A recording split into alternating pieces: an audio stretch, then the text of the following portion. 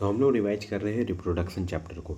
बहुत आराम से करेंगे, बहुत धीरे धीरे करेंगे और धीरे धीरे में भी जल्दी कर लेंगे। तो एकदम मतलब ऐसा है कि अगर एक बार ये वीडियो देख लिए तो एग्ज़ाम के जाने से पहले, एग्ज़ाम में जाने से पहले अगर एक बार इस वीडियो को देख लिए तो आपका रिप्रोडक्शन चैप्टर आराम से अच्छा से रिवाइज हो जाएगा। क्या है रिप्रोडक्शन चैप्टर में हमारे लिए? तो हमारे लिए रिप्रोडक्शन चैप्टर में बहुत कुछ है। सबसे पहले तो रिप्रोडक्शन दो प्रकार के होते हैं, हम लोग जानते हैं। ए सेक्सुअल होता है, दूसरा सेक्सुअल रिप्रोडक्शन होता है। ए सेक्सुअल रिप्रोडक्शन के बारे में पहले पढ़ेंगे। ए सेक्सुअल रिप्रोडक्शन कितने प्रकार के होते हैं? तो फिजन, ये पक्की बात है कि फिजन होता है। उसके बाद FBRS, एफ से फ्रैगमेंटेशन ले लीजिए, बी से बडिंग ले लीजिए, आर से रीजनरेशन ले लीजिए, एस से स्पोर फॉर्मेशन ले लीजिए। फिजन, FBRS, फ्रैगमेंटेशन, फिजन हो गया, फ्रैगमेंटेशन हो गया, बी से बर्डिंग हो गया, आर से रीजनरेशन हो गया और एस से हो गया आपका स्पोर फॉर्मेशन। अब समझिए बात को कि यूनिसेलुलर ऑर्गेनिज्म और मल्टी सेलुलर ऑर्गेनिज्म, ये दो प्रकार के ऑर्गेनिज्म हैं जो कि ए सेक्सुअल रिप्रोडक्शन करते हैं। अब यूनिसेलुलर ऑर्गेनिज्म जो है वो फ्यूजन करते हैं मात्र, ठीक है, उनका कोई मतलब नहीं है नीचे FBRS से, वो केवल फ्यूजन करते हैं। अच्छा, फ्यूजन भी दो प्रकार के होते हैं, कौन कौन से? एक होता है बाइनरी, एक होता है मल्टीपल। बहुत सुंदर। बाइनरी फिजन कौन करता है? बाइनरी फिजन होता क्या है? तो इसमें क्या है कि एक जो ऑफस्प्रिंग है वो दो पार्ट में बढ़ जाता है। और मल्टीपल फिजन क्या है? इसमें जो ऑफस्प्रिंग है वो डिफरेंट बहुत सारे पार्ट में, मल्टीपल पार्ट में ये हो जाता है, डिवाइड हो जाता है। तो बाइनरी फिजन में दो पार्ट में और मल्टीपल फिजन में बहुत सारे पार्ट में। तो बाइनरी फिजन कौन करता है? यूनिसेलुलर ऑर्गेनिज्म करते हैं। कौन कौन से? इसको याद करने के लिए ABPL, सिंपल ABPL है ना, अंकित बिलो पॉवर्टी लाइन। तो ए से हो गया आपका अमीबिया, सिंगल है, सिंगल सेलुलर ऑर्गेनिज्म है। बी से हो गया बैक्टीरिया, PABPL, पी से हो गया आपका पारामीसियम और एल से हो गया लेशमेनिया। ये तीन आराम से, ये चार हैं जो कि बाइनरी फिजन करते हैं। कभी भी कोई भी क्वेश्चन आ जाएगा आराम से लगा दीजिएगा, ABPL याद रखिएगा, बाइनरी फिजन। मल्टीपल फिजन पे आते हैं। मल्टीपल फिजन कौन करता है? ये भी सिंगल सेलुलर ऑर्गेनिज्म करेंगे। कौन है? प्लाज्मोडियम है। प्लाज्मोडियम को ही मलेरिया का पैरासाइट भी कहते हैं। ये भी इम्पोर्टेंट है, ये भी सवाल आता है कि इनमें से कौन से यूनिसेलुलर ऑर्गेनिज्म है जिसको हम लोग मलेरिया का पैरासाइट कहते हैं? आंसर होगा प्लाज्मोडियम। तो हो गया, फिजन कंप्लीट हो गया। बाइनरी फिजन पढ़ लिए, मल्टीपल फिजन पढ़ लिए। बाइनरी फिजन में क्या पढ़े? ABPL पढ़े, अमीबा, बैक्टीरिया, पारामीसियम और लेशमेनिया, बहुत सुंदर तरीके से। उसके बाद मल्टीपल फिजन पढ़े जहाँ पे प्लाज्मोडियम है जिसको मलेरिया का पैरासाइट भी कहते हैं, ये फिजन करते हैं, एसेक्सुअल रिप्रोडक्शन। अब आते हैं FBRS में। FBRS जो वर्ड है, जो कोडिंग है, ये सिंपल मल्टी सेलुलर ऑर्गेनिज्म करते हैं। सिंपल मल्टी सेलुलर ऑर्गेनिज्म, यहाँ पे यूनिसेलुलर ऑर्गेनिज्म नहीं मिलेंगे। कौन सा कोडिंग में? FBRS में। F से क्या था? फ्रेगमेंटेशन था। B से क्या था? बर्डिंग था। R से FBR से क्या था? रीजनरेशन था। और S से क्या था? FBRS, S से क्या था लास्ट में? S से था स्पोर फॉर्मेशन।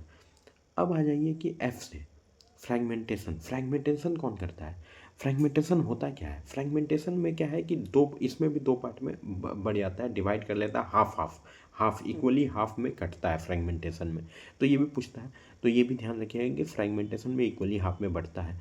कौन? Simple multi cellular organism.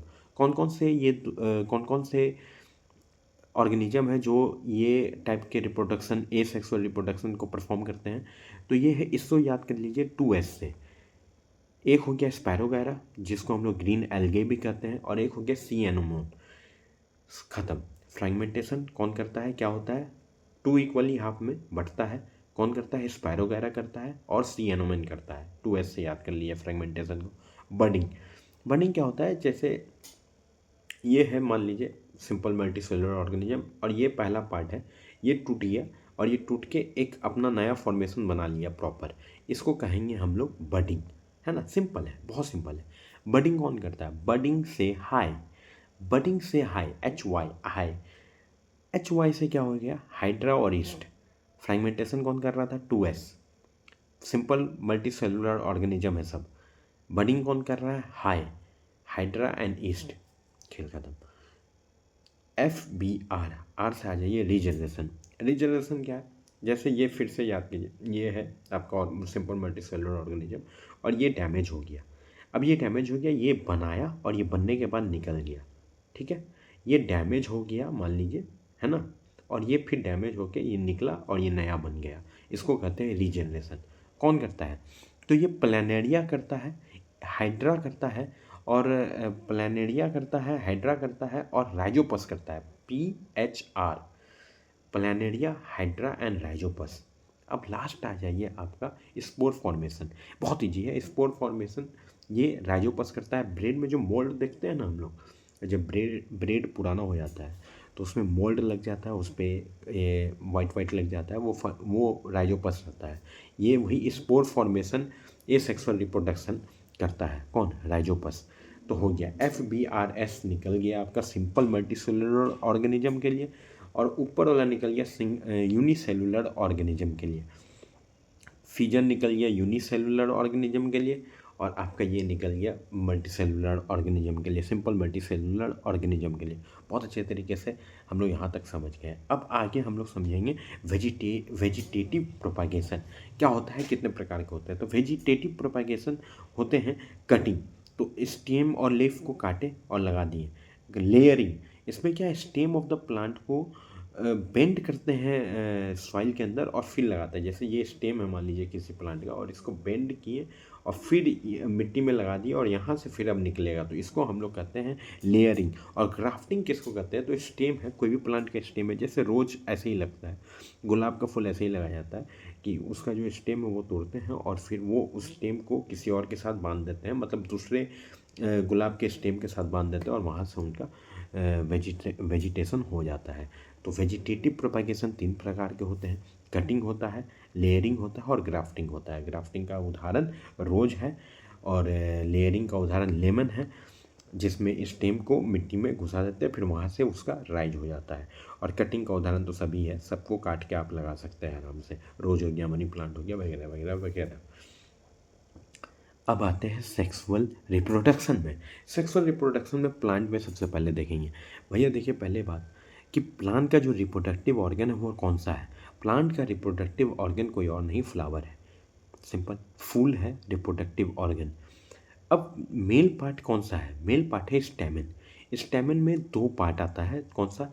एक होता है फा, FA से याद कर लीजिए, फा फिलामेंट, F से फिलामेंट हो गया जो कि सपोर्ट करता है एंथर को, और A से एंथर हो गया जो कि प्रोड्यूस करता है पोलन ग्रेन को। ज़्यादा हार्ड नहीं है, सिंपल है। सेक्सुअल रिप्रोडक्शन इन प्लांट पढ़ रहे हैं। रिप्रोडक्टिव ऑर्गन कौन सा है? फ्लावर है। फ्लावर में मेल पार्ट कौन सा है? स्टेमन है। स्टेमन में 2 पार्ट है, फा, FA।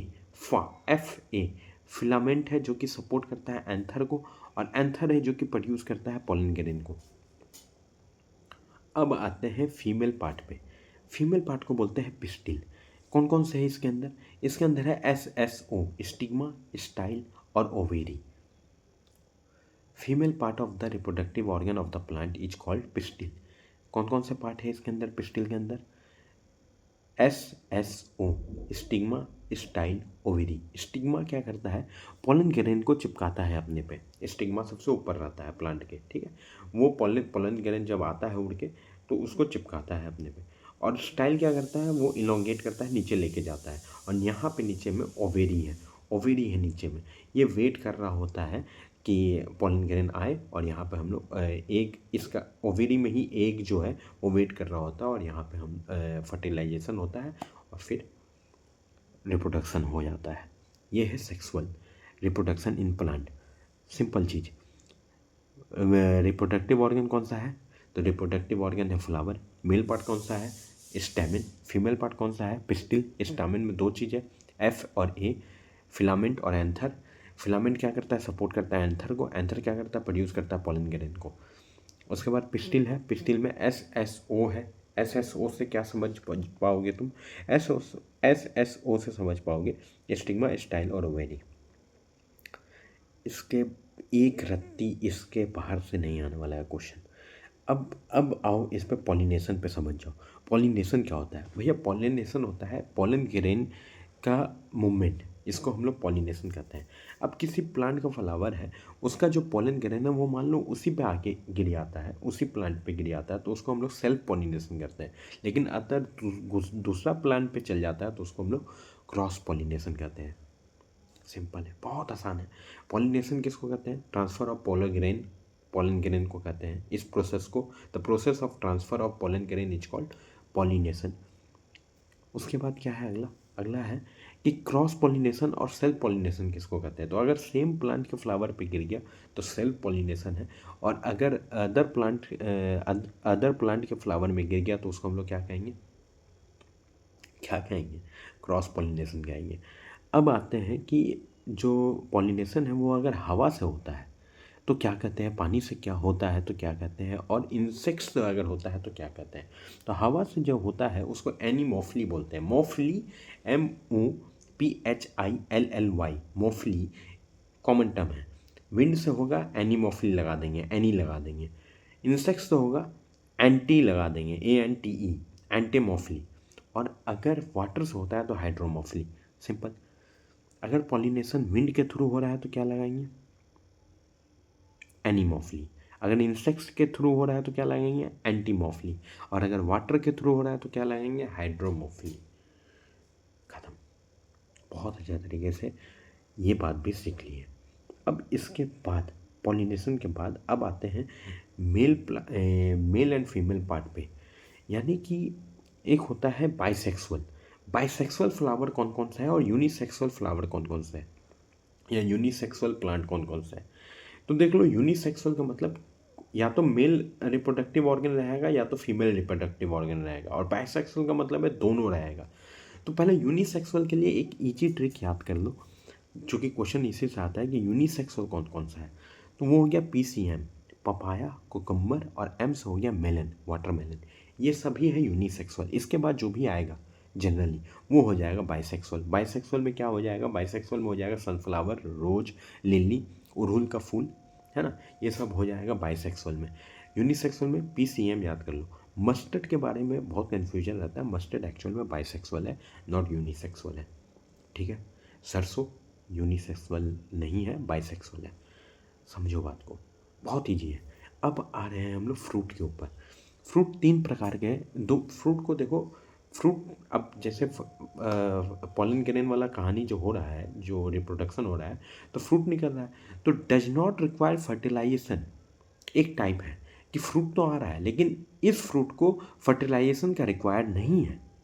ऐसे फ्रूट को हम लोग फॉल्स फ्रूट कहते हैं। और एक और टाइप है इसका, उसको बोलते हैं पार्थेनोकार्पिक फ्रूट। क्या बोल दिया?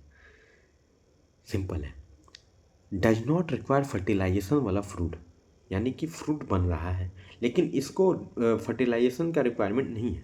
तो उसमें 2 पार्ट है, फॉल्स फ्रूट और दूसरा है पार्थेनोकार्पिक फ्रूट। फॉल्स फ्रूट क्या होता है? इसमें क्या है कि फॉल्स फ्रूट हम लोग कहेंगे fruit that develop from other part of flower and does not require fertilisation. इसका सबसे बड़ा उदाहरण है एप्पल और कैस्यू नट। याद रखना है बस इतना ही कि फॉल्स फ्रूट का एग्जाम्पल एप्पल या कैस्यू नट है। पार्थेनोकार्पिक फ्रूट ये क्या होता है? पार्थेनोकार्पिक फ्रूट होता है seedless fruit that develop through process of parthenogenesis without fertilisation. Seedless fruit होता है जैसे कि बनाना, ग्रेप। एग्जाम्पल में बनाना हो गया, ग्रेप हो गया, does not require fertilisation. False fruit apple and cashew nut. Parthenocarpic fruit, इसका एग्जाम्पल बनाना हो गया, ये ग्रेप हो गया, ककम्बर हो गया। यहाँ तक कोई दिक्कत नहीं है। आगे आते हैं ड्रुप फ्रूट में। ड्रुप फ्रूट क्या होता है? बाहर से सख्त है, अंदर से नरम है, जैसे कि नारियल। नारियल को हम लोग ड्रुप फ्रूट बोलेंगे। बाहर से काफ़ी टाइट रहता है, अंदर से नरम। खत्म। Sexual plant, sex in plant खत्म, सेक्सुअल रिप्रोडक्शन इन प्लांट खत्म। अब सेक्सुअल रिप्रोडक्शन इन ह्यूमन के बारे में पढ़ेंगे। मेल सेक्स सेल क्या होता है? स्पर्म होता है। कहाँ से जनरेट होता है? टेस्टिकल से जनरेट होता है। ठीक है, कब होता है चालू?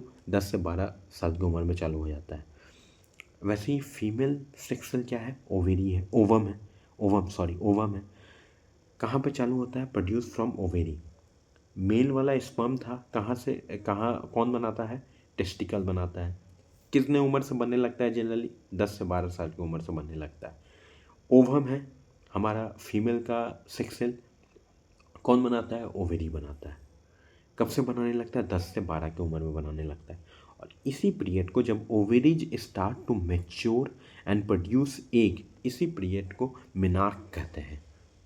और मेनोपॉज कब कहते हैं, 40 से 50 साल की उम्र में, जब a natural decline in producing egg, जब एग बनाने का प्रतिक्रिया स्लो डाउन हो जाता है या लगभग खत्म हो जाता है, उसको हम लोग मेनोपॉज बोलते हैं। ये दोनों टर्म आता है। मेनार्क कब बोलते हैं, जब प्रोड्यूस करना स्टार्ट करता है, कौन, ओवेरी, एग, ओवम, ठीक है।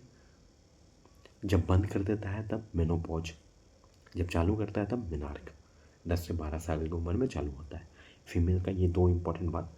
अब ड्यूरिंग प्रेगनेंसी क्या होता है, अब कैसे होता है, ऑलरेडी न्यू। ड्यूरिंग प्रेगनेंसी क्या होता है, ये बात भी ज़्यादा ज़रूरी नहीं है। हाँ हाँ, अब ज़्यादा जरूरी, यही इंपॉर्टेंट बात था। तो ये हो गया रिवीजन सेक्स, ये हो गया रिवीजन आपका reproduction, reproduction in human, reproduction in plant, A sexual reproduction, sexual reproduction, सब कुछ हो गया। बहुत आसानी से, मात्र 16 मिनट में आसानी तरीके से। एग्ज़ाम जाने से पहले सुन लेना, क्वेश्चन लगा के आओगे।